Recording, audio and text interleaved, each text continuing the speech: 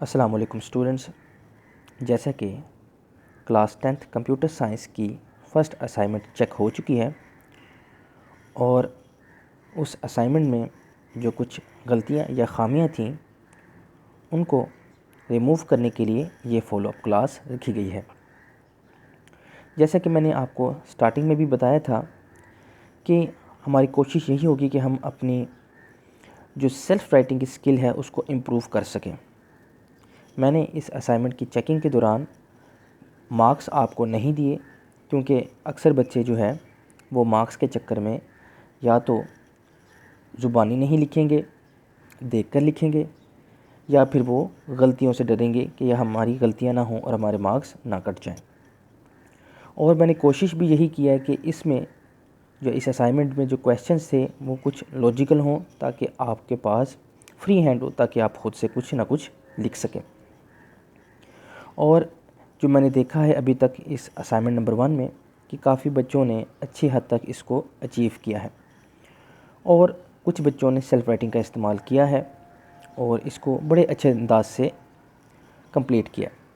लेकिन कुछ ना कुछ गलतियां और कोताहियां जो हैं या ख़ामियां हैं जो रह जाती हैं और जिसको आपने इम्प्रूव करना होगा अपनी मेहनत से।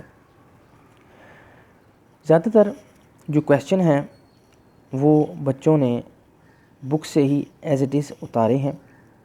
आपने ऐसा नहीं करना, आपने उसको ख़ुद से अटेम्प्ट करने की कोशिश भी करनी है। अपनी वर्डिंग्स को चेंज करें, फ़िक्रे को चेंज करें, ये अब आपकी मर्ज़ी है।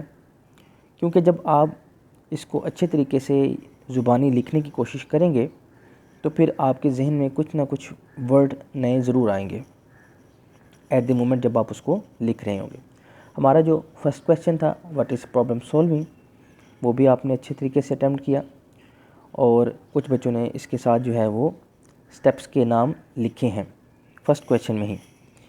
लेकिन थोड़ी सी गलती ये हुई कि बाज़ बच्चों ने वही नाम लिखे हैं स्टेप्स के जो स्मार्ट सिलेबस में बताए गए हैं, लेकिन ऐसा नहीं है। सारे के सारे स्टेप्स इंक्लूड होंगे जब आप स्टेप्स की लिस्ट लिखेंगे किसी भी जगह, चाहे वो स्मार्ट सिलेबस में हो या ना हो, क्योंकि वो उस प्रोसीजर का हिस्सा ज़रूर है जो कि कंप्यूटर की फील्ड हमें प्रोवाइड करती है। इसके बाद सेकंड क्वेश्चन में भी नेम ऑफ द स्टेप्स वही, बस नाम लिखने थे जो 9 नाम हमें बताए गए थे उन तमाम प्रोसीजर के स्टेप्स के।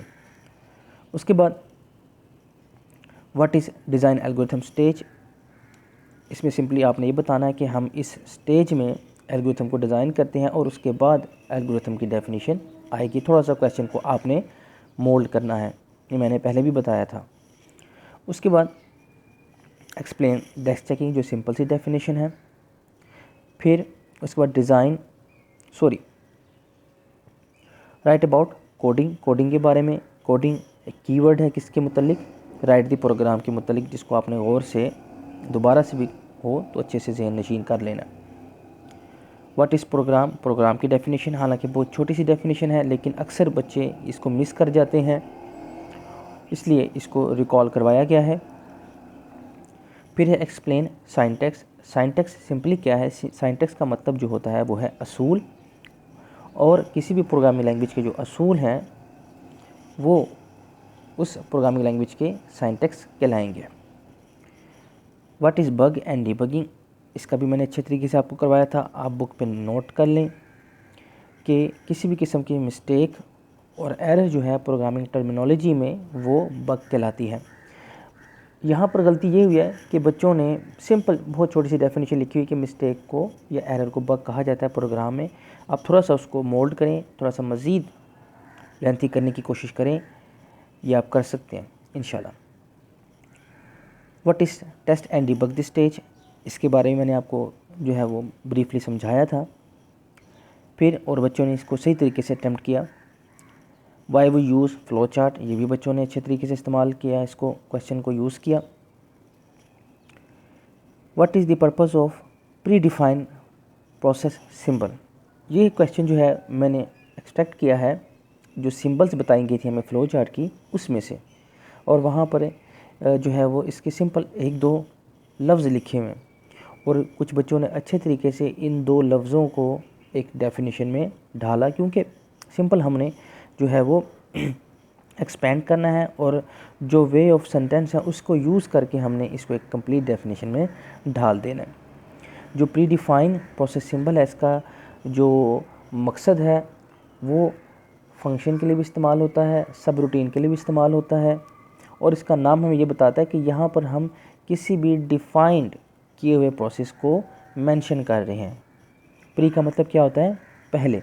ऐसा प्रोसेस जिसको पहले से डिफ़ाइन किया गया है और हम उसको दोबारा इस्तेमाल कर रहे हैं।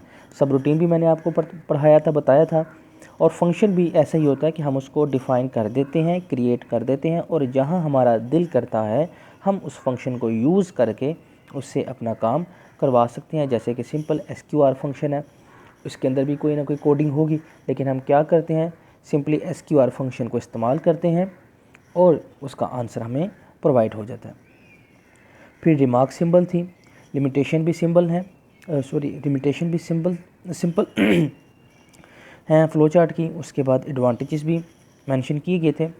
ज़्यादातर जो बच्चों को प्रॉब्लम आया है वो फ्लो चार्ट और एल्गोरिथम में आया है, मोस्टली बच्चों को।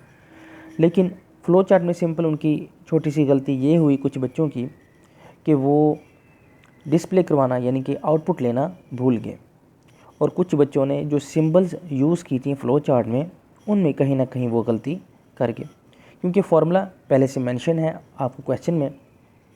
आपने इसके लिए इनपुट लेनी है, फार्मूला अप्लाई करना है, और जो रिज़ल्ट आएगा उसको स्क्रीन पर लाजमी आपने शो भी करवाना है। वो किसी भी तरीके से शो हो, प्रिंट रिज़ल्ट हो, डिस्प्ले रिज़ल्ट हो, या प्रिंट एरिया हो। जैसे कि इस क्वेश्चन में फाइंड आउट किया गया कि एरिया क्या होना चाहिए किसी भी सर्कल का। इसके बाद जो क्वेश्चन था हमारे पास, यहाँ पे लिखा हुआ क्वेश्चन नंबर 10, जो 10th पार्ट है एक्सरसाइज का, उसमें हमारे पास सिंपल एक एल्गोरिथम था।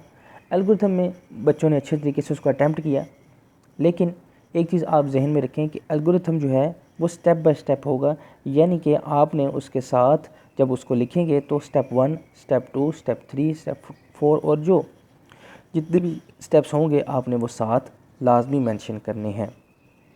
दो ये मेन गलतियां हुई हैं जितने भी हमारे पास फ़्लो चार्ट हैं, कि कुछ बच्चों ने या तो सिंबल्स का गलत इस्तेमाल किया है, उनकी प्रॉपर शेप नहीं बनाई।